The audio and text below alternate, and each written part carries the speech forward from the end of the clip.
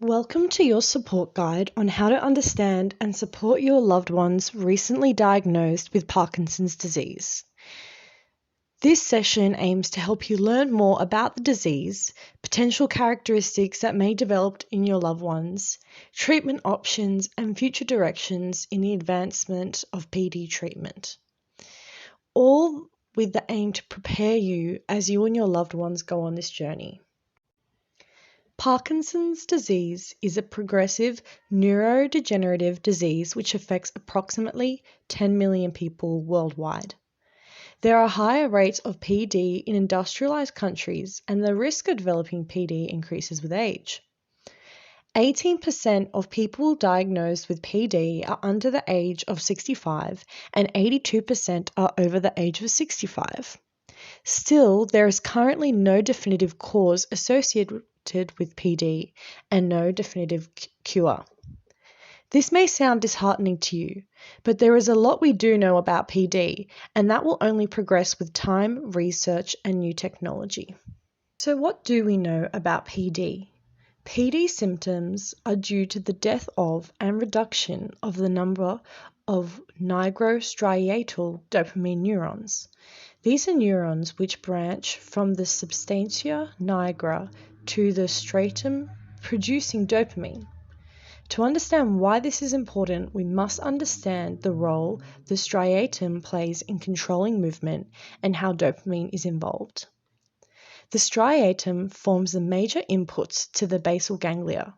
This is an area of the brain responsible for inhibiting motor signals sent from the thalamus to the cerebral cortex through the indirect pathway.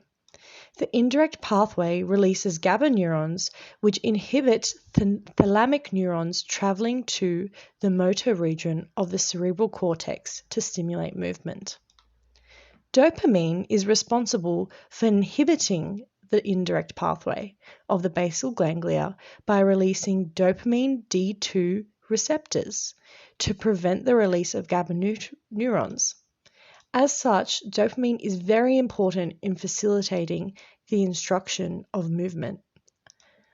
It is now evident that the death of nigrostriatal dopamine neurons producing dopamine in the striatum and basal ganglia will affect the body's ability to initiate voluntary movement.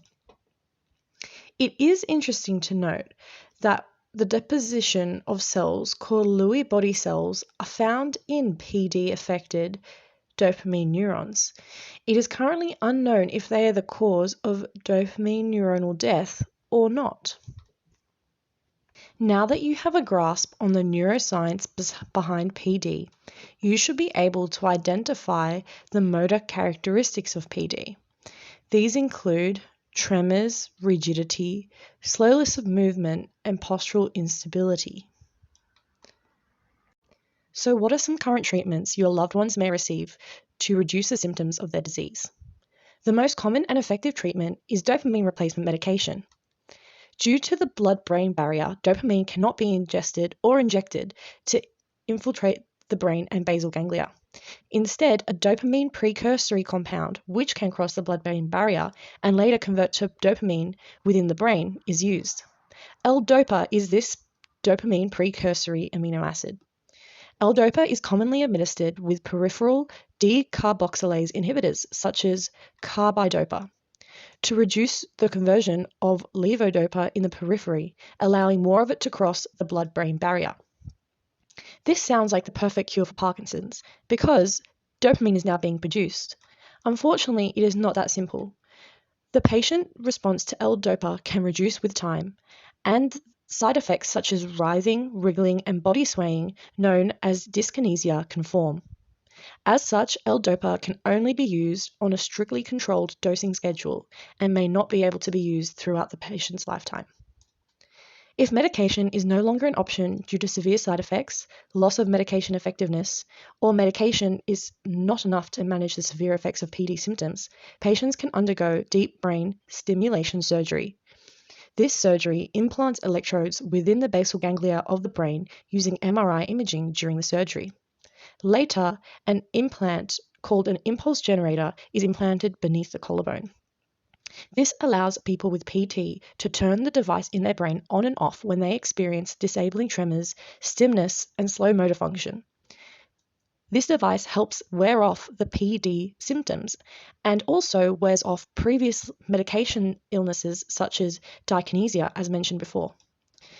This therapy, however, is an invasive surgery which does not treat the root cause of PD and only helps reduce the burden of the symptoms, whilst the PD can continue to progress within the person. Research in PD goes further and further every day, and there are exciting possibilities in the future for PD therapies and treatments, which may hold greater outcomes for patients.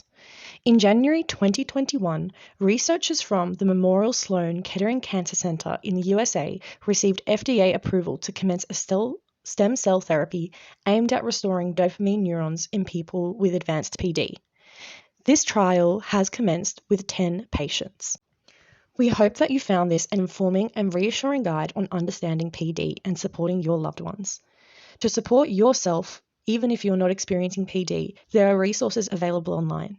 Please visit parkinsons.org.au/IamAcarer, or to get involved in fundraising and the PD community and support, please visit shakeitup.org.au.